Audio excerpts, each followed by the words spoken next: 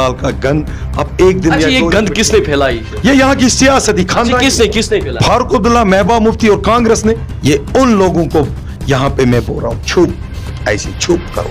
अच्छा, ये किन लोगों को आप ये जो बातें आप परसों भी ये बोल रहे थे कि वो लोग अब चुप हो गए क्योंकि वो बातें कर रहे कि रहतर महराज अकेला है, सिखाए। उसके बाप ने, देखो उसके बाप ने सपोर्ट, उसके करोड़ों रुपया हजम किया। बीजेपी के जो कार्यकर्ता है उनको गुंडा कहते हैं, आपने सुना होगा। नहीं, देखो गुंडा तो कहेंगे ही, क्यों नहीं कहेंगे, क्योंकि वो सच की बात करते हैं। जो सच की बात करता है उसको तो गुंडा कहे। मैं निकला हूं सच फैलाने के लिए। मैं कहाँ मानूंगा जो पैसे खाता है, रिश्वत खाता है, जो चोरियां करता है, उसके खिलाफ तो मैं गुंडा हूं।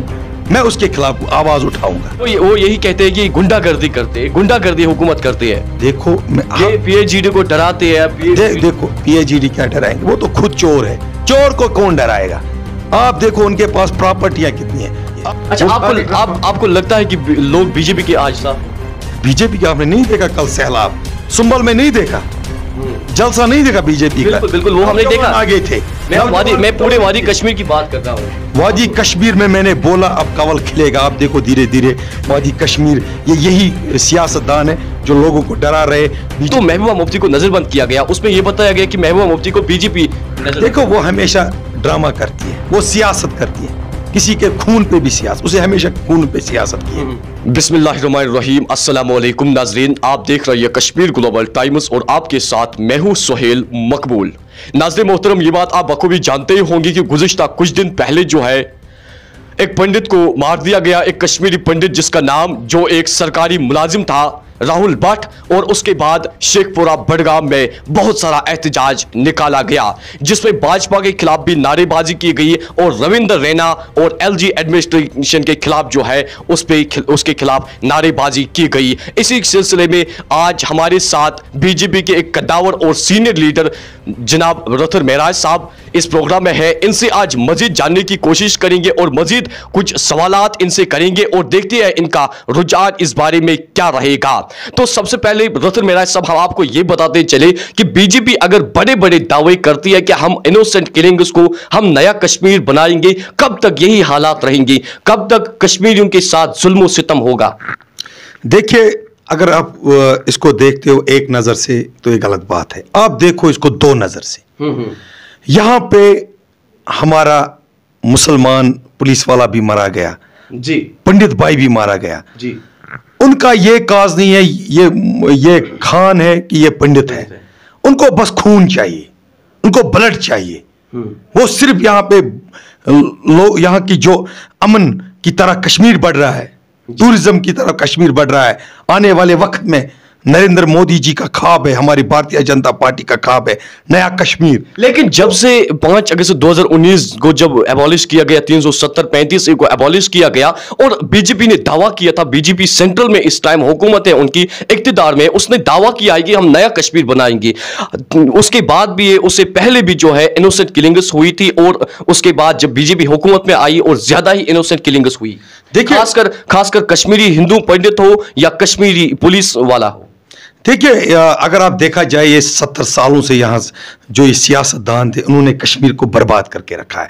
देखो अब ये आहिस्ता आहिस्ता धीरे धीरे ठीक हो रहा है। देखो पहले हमारा नौजवान पत्थर लगा के गोली से मरता था या पुलिस वाला अब वो पथराव भी बंद हो चुका है यहाँ पे। अब कोई यहाँ पे पथराव से नहीं मरता है। तो ये गंद है 70 सालों के, धीरे धीरे ठीक करना है। इससे पहले आप देखो कैलेंडर निकलते थे, हर रोज हड़ताल, एक दिन एक की कॉल, दूसरे दिन दूसरे की कॉल, तो यहाँ पे बिजनेस भी ठप। अब कोई कॉल नहीं होती है। तो ये चीजें अब देखो, अब टूरिज्म, तो आहिस्ता आहिस्ता बीजेपी अपना नया कश्मीर की ओर बढ़ रहा है। लेकिन इसमें कुछ पीछे जो वार कर रहे हैं, चाहे वो पंडित को लेकर, चाहे वो मेरे मुसलमान भाई को लेकर, या मेरे जो यहाँ पे पंडित बरादरी है उसको धर्म भरम करने के, इस डेवलपमेंट को रोकने के लिए इसके लिए साजिश चल रही है। लेकिन हमारा मौके भी यही है कि हम नया कश्मीर बना के देंगे और आने वाले समय में यहाँ पे 8 लाख रोजगार मिलेंगे जो हमारे प्रधानमंत्री ने कहा है, और इंडस्ट्री आएंगी और बिजनेस चलेगा, जैसे टूरिज्म रिकॉर्ड तो टूरिज्म। नहीं, बीजेपी हमेशा यही कहती है कि हमने ग्राउंड लेवल पे ये किया, हमने इंडस्ट्रीज लाई, हमने फैक्ट्रीज लाई। वो कहाँ है वो फैक्ट्रीज? देखो उसमें रिसेंटली आपने ये भी देखा हो कि 22.6 जो है वो अनएम्प्लॉयमेंट रेट निकाली गई। देखो आप खुद देखो, जो बाहर के इन्वेस्टर्स है उनके साथ मीटिंग हो रही है, ये एक इंडस्ट्री बनानी है, ये एक छोटा मोटा मकान नहीं बनाना है। तो इसके लिए पॉलिसी होनी चाहिए, कहाँ पे क्या चलेगा हर जगह। तो इन चीज़ों को देखकर हम अभी आगे बढ़ रहे हैं। बहुत सारी मीटिंग्स हो रही है, लेकिन आहिस्ता आहिस्ता मैंने बोला ये 70 साल का गंद अब एक दिन। अच्छा, ये गंद किसने फैलाई? ये यहाँ की सियासती खानदान। किसने फैलाई? फारूक अब्दुल्ला, महबूबा मुफ्ती और कांग्रेस ने। आज वही लोग अपनी पार्टी बना के बैठे। कल वो भी एलजी मनोज सिन्हा से मुलाकात करने के लिए गई थी, लेकिन आपने वहां बाजी मार ली। वहां पे सोशल मीडिया पे काफी चर्चा था कि रविंदर रैना या बीजेपी ने वहां बाजी मार ली, वो भी वहां गई। देखो बाजी नहीं मारी है, रविंदर रैना हमारी पार्टी के स्टेट प्रेसिडेंट है, उसको और पंडित भाई हमारे दिल में रहते हैं। पंडितों के लिए एक जगह है हमारी पार्टी में, तो वो उनको एलजी से मिलना ही था, तो और वो पंडितों के वहाँ भी गए। लेकिन ये पार्टी का मौक़िफ़ होता है, ये हमेशा उस पर भी सियासत करने लगे कि इसने बाजी मारी। कहाँ सी बाजी मारी? एलजी हमारी अभी लार्जेस्ट पार्टी है हिंदुस्तान में, हमारे स्टेट प्रेसिडेंट है रविंदर रैना, वो पंडितों के लिए वहाँ पे गए और एलजी से जो पंडितों की जो शराइत है जो उन्होंने बोला। लेकिन उस टाइम पंडित जो कश्मीरी पंडित जो है वो रविंद्र रैना के खिलाफ नाराबाजी कर रही, बीजेपी के खिलाफ नाराबाजी कर रही थी। देखो ये क्योंकि उन पे भी लाठी चार्ज हुआ है। देखो ये होता है, देखो जब इंसान का कोई मर जाता है तो गुस्सा होता है, लेकिन बीजेपी इनके साथ है, हमेशा शाना बशाना पंडितों के साथ है। और जो भी उन्होंने वहाँ पे उन्होंने मांग रखी है, और हमारे रविंद्र रैना साहब ने एलजी साहब और हमारी पार्टी के अशोक कौल या अंबरदार साहब या सोफी जो भी पार्टी के सीनियर लीडर एलजी साहब से मिले, और उन्होंने डिस्कवर आने वाले समय में पंडितों के लिए एक बहुत बड़ा स्टेप उठे। जी, अगर उमर अब्दुल्ला की बात करें, वो ये कहता है कि पहले भी एक गरीब ही था, लेकिन आज भी वो गरीब ही है, उसको कोई रोजगार नहीं मिला। वो पहले अपना वो तो उन्होंने पैसे खाए, उसके बाप ने देखो, उसके बाप ने सपोर्ट उसके करोड़ों रुपया हजम किया, और उनके पास प्रॉपर्टी। वो गरीब कहाँ अमीर बनेगा? जो भी सेंटर से पैसा आया वो इन्हीं खानदानों के बीच में बांटा गया। अब यहाँ गरीब तो गरीब ही रहेगा, अमीर कहाँ बने? आज वो गवर्नमेंट है, आपके खाते में 2000 रुपया किसान के खाते में, और जो बुजुर्ग है उसको 1000 रुपया आता है, ये वो जानता है। और आज आपको इलाज करने के लिए 5 लाख रुपया फ्री, आपको कहीं पैसा नहीं, अपनी ज़मीन नहीं बेचनी पड़ती है, अपना सोना नहीं बेचना, आपको फ्री रखा है। बहुत सारी स्कीम है, अभी करप्शन ऑनलाइन सारा सिस्टम है, करप्ट अफसरों को जेल भराया जाता है, जो भी यहाँ पे किसी पे जुल्म करता है उसको उसके खिलाफ कार्रवाई की जाती है। तो ये एक चेंज है। लेकिन अगर बात की जाए, कई सियासतदान या कई लोग जो है वो बीजेपी के जो कार्यकर्ता है उनको गुंडा कहते हैं, आपने सुना होगा? नहीं, देखो गुंडा तो कहेंगे ही, क्यों नहीं कहेंगे? क्योंकि वो सच की बात करते हैं। जो सच की बात करता है उसको तो गुंडा कहे। मैं निकला हूं सच फैलाने के लिए, मैं कहाँ मानूंगा? जो पैसे खाता है, रिश्वत खाता है, जो चोरियां करता है, उसके खिलाफ तो मैं गुंडा हूं, मैं उसके खिलाफ आवाज उठाऊंगा। जो भी मैं गरीब आवाम के साथ हूं, गरीब आवाम के लिए मुझे चाहे। वो यही कहते हैं कि गुंडागर्दी हुकूमत करते हैं। देखो पीएचईडी को डराते हैं। देखो पीएचईडी क्या डराएंगे? वो तो खुद चोर है, चोर को कौन डराएगा? आप देखो उनके पास प्रॉपर्टियां कितनी है, आप उनकी देखो लंदन में प्रॉपर्टी, आप उनके बिजनेस देखो, आप उनका रिकॉर्ड देखो। जिसका बाप एक स्कूल टीचर है उसके पास अभी अरबों करोड़ों, मैं बोल रहा हूं मतलब लंदन में भी उनके प्रॉपर्टी है, अमेरिका में भी प्रॉपर्टी, दुबई में प्रॉपर्टी। आई कहां से? वो कश्मीरियों का खून है, वो कश्मीरियों का पैसा था जो उन्हें लूट के खाया। आप उनसे वापस ले रहे तो हम गुंडे हैं, हम हिसाब मांग रहे। वो अब उनके पास रहा क्या? जब हम किसी चोर से बोल रहे आपने चोरी की, आप उससे हिसाब ले रहे, तो वो गुंडा होता है? वो वही बंदा होता है जो सच की बात है और सच कड़वा लगता है। इनको हमारी बात कड़वी लगती है।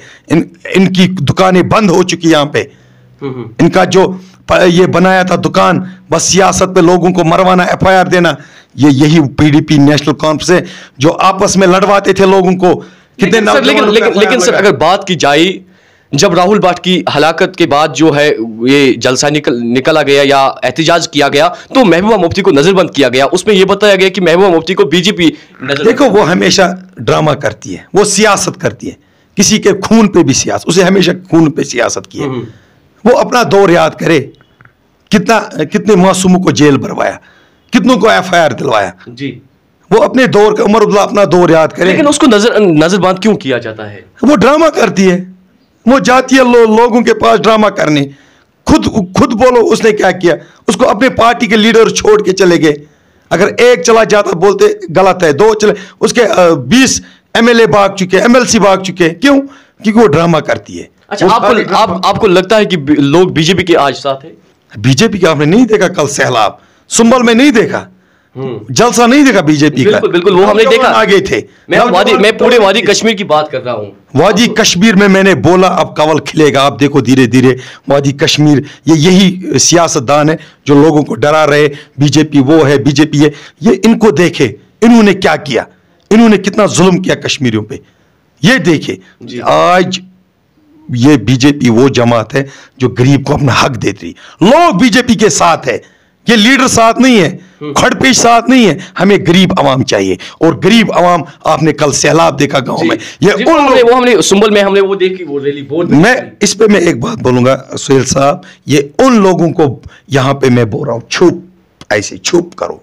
ये किन लोगों को आपकी जो बातें आप परसों भी ये बोल रहे थे कि वो लोग अब चुप हो गए क्योंकि वो बातें कर रहे हैं कि रतन महराज अकेला है, रतन महराज के साथ। अच्छा, वो कौन लोग है, वो कौन है? क्योंकि कुछ लोग, बहुत सारे लोग को पता है, ये लोगों को भी पता है जो ये बोलते थे खाली अकेला चल रहा है। मैं उनके लिए बोल रहा हूं, यहाँ रतन महराज के साथ नौजवान है, लोग है, गरीब आवाम है, और बीजेपी के साथ यहाँ सब जुड़ेंगे। हर घर कवल खिलेगा। अच्छा, आजकल तो में कवल खिलेगा, हर घर में खिलेगा कवल, और कश्मीर में खिलेगा, और कश्मीर से हम बहुत सारी सीटें लेने वाले। लेकिन आजकल तो आप ज्यादा ही रविंद्र रैना के साथ होते हैं। रविंद्र रैना मेरी पार्टी के प्रेसिडेंट है। आप एमएलसी ये मैंडेट के लिए नहीं जाते? नहीं, मैं तो पार्टी के लिए, मैं इलेक्शन के लिए तैयार हूं। इलेक्शन में जीत के आऊंगा, खुद एमएलए बनूंगा।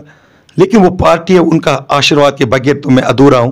उन पार्टी के सपोर्ट के बगैर मैं अधूरा। महराज कुछ नहीं जब तक पार्टी नहीं है। पार्टी पहले, उसके बाद महराज। लेकिन कई सारे सियासतदान वो आपकी रैली में शिरकत नहीं करते हैं, हालांकि वो बीजेपी के साथ ही थे, लेकिन वो शिरकत नहीं करते हैं उन रैली में। खासकर अगर सुंबल की बात करें, सुंबल में भी कुछ ऐसे आपकी भाजपा ही की सियासतदान वो उस टाइम नहीं आए। मैं उसको क्लियर करूंगा, लेकिन हमारी वहां मीटिंग में हमारे डिस्ट्रिक्ट किसान मोर्चा के प्रेसिडेंट थे, हमारी महिला प्रेसिडेंट मेरी बहन नाहिदा जी भी थी, डिस्ट्रिक्ट वाइस प्रेसिडेंट भी थे, कॉन्स्टिट्यूंसी जो थोड़े बहुत उतार चढ़ाव होते हैं। लेकिन ये मेरा जिम्मा था, मेरी जिम्मेदारी थी पार्टी में जलसा करना। मैंने जलसा किया, और लोग आए और मेरे लीडर आ गए।